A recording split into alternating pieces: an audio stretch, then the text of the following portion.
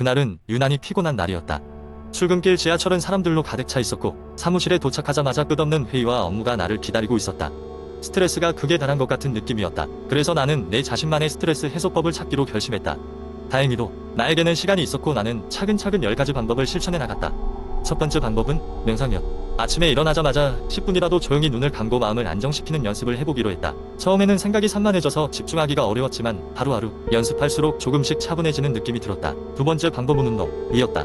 사실 운동을 좋아하는 편은 아니었지만 많은 사람들이 운동이 스트레스 해소에 도움이 된다고 했기 때문에 시도해보기로 했다. 퇴근 후 가볍게 조깅을 시작했는데 운동을 마치고 나면 몸이 가볍고 머리가 맑아지는 것을 느낄 수 있었다. 세 번째는 독서였다. 내가 가장 좋아하는 작가의 책을 찾아 읽으면서 다른 세계에 빠져 스트레스에서 벗어나는 시간을 즐겼다. 책장을 넘기며 이야기에 몰입할 때면 잠시나마 현실의 걱정을 잊을 수 있었다.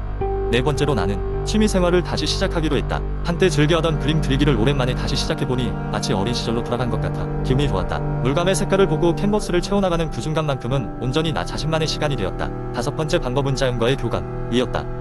주말이면 시간이 나는 대로 가까운 공원이나 산책로에 나가 산책을 했다. 자연 속에서 들려오는 새소리와 바람소리를 들으면 마음이 한결 가벼워졌다. 여섯 번째 방법은 대화였다. 좋은 친구나 가족과 함께 대화를 나누며 마음속에 담아두었던 고민들을 말로 표현했던 적이 많았다. 생각보다 그 효과는 컸다.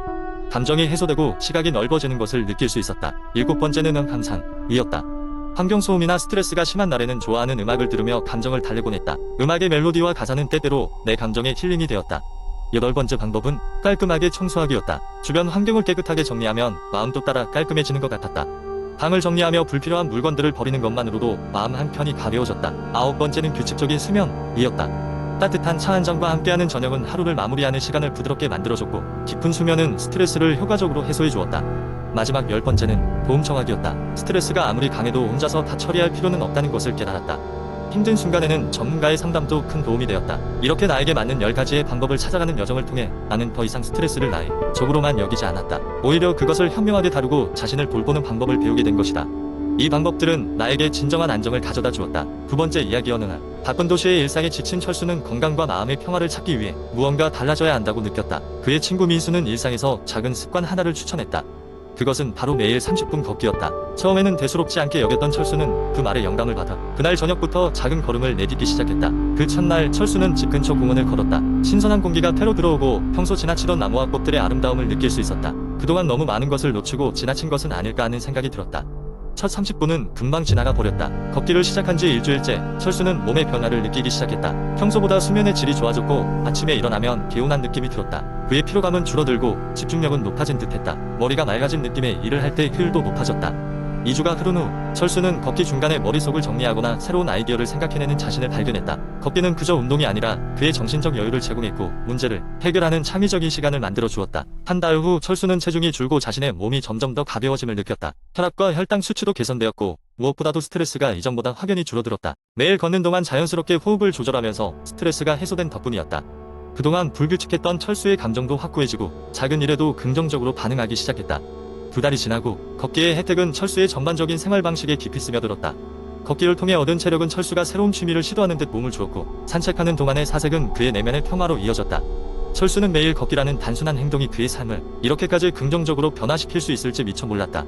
철수의 이야기는 우리에게 작은 변화가 얼마나 큰 영향을 가져올 수 있는지 보여준다. 매일 30분 걷기는 그저 신체의 건강을 돌보는 것을 넘어서 삶의 질을 높이고 우리는 더 행복한 삶을 누릴 수 있도록 인도한다. 철수처럼 우리도 오늘부터 작은 발걸음을 내디뎌보는 것은 어떨까? 세 번째 이야기. 한때 체중 때문에 고민이 많았던 주인공 수민의 이야기로 시작됩니다.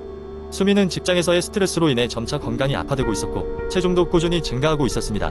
여러가지 다이어트를 시도했지만 큰 효과를 보지 못했습니다. 그러던 중 한 건강 세미나에서 듣게 된 매일 물을 마시는 습관, 이 체중 감소에 긍정적인 영향을 미칠 수 있다는 얘기는 그에게 새로운 희망의 빛이 되었습니다. 수민은 매일 아침 일어나자마자 한 컵의 물을 마시기로 결심했습니다. 이는 그의 새로운 아침 루틴이 되었고 몸의 신진대사를 서서히 조절해줘 하루를 상쾌하게 시작할 수 있게 도와주었습니다. 아침에 마시는 물 한 컵은 몸속에 독소를 배출하고 밤 사이에 잃어버린 수분을 보충하여 신진대사를 촉진하는 데 도움이 되었습니다. 특히 식사 전에 물을 한 컵씩 마시는 것이 체중 감소에 있어 중요한 역할을 했습니다. 식전에 물을 마시면 자연스럽게 식욕이 줄어들어 과식을 방지하고 칼로리 섭취를 줄이는 데 도움이 되었습니다. 또한 물 마시는 습관이 자리 잡으면서 수민은 점차 단 음료나 고칼로리 음료에 대한 갈망이 줄어드는 것을 느낄 수 있었습니다. 이는 덤으로 체중 감소에 큰 도움이 되었죠. 수미는 하루에 총 2리터 이상의 물을 목표로 설계된 개인적인 물 마시기 계획을 만들었습니다. 이를 위해 그는 사무실 책상에 물병을 항상 채워놓고 시간마다 알람을 맞춰 물을 마시는 것을 잊지 않기로 했습니다. 처음 며칠간은 잊어버릴 때도 있었지만 시간이 지날수록 습관으로 자리 잡아 물을 마시는 것이 자연스러워졌습니다. 또한 운동하는 날에는 물을 더 많이 마시는 것도 잊지 않았습니다. 운동 전후로 충분한 수분 보충은 근육의 피로를 회복시키고 운동 효과를 극대화하는 데 매우 중요했습니다. 운동 중에도 물을 마시면서 지속적인 수분 공급을 통해 체온을 조절하고 체내 노폐물의 신속한 배출을 도왔습니다. 몇 달이 지나고 수미는 체중 감량뿐만 아니라 피부 상태도 개선되는 것을 느꼈습니다.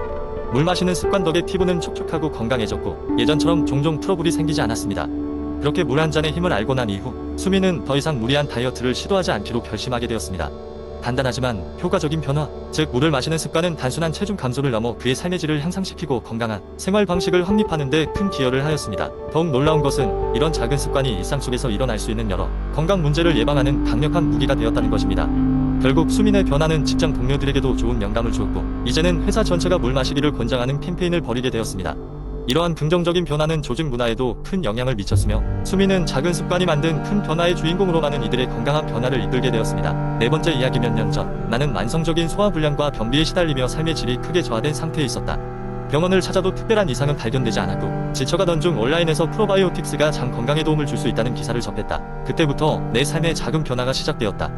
프로바이오틱스는 우리 몸에 유익한 살아있는 미생물로 적절한 양이 섭취되면 장내 미생물 균형을 맞추고 소화를 돕는다는 사실을 알게 되었다.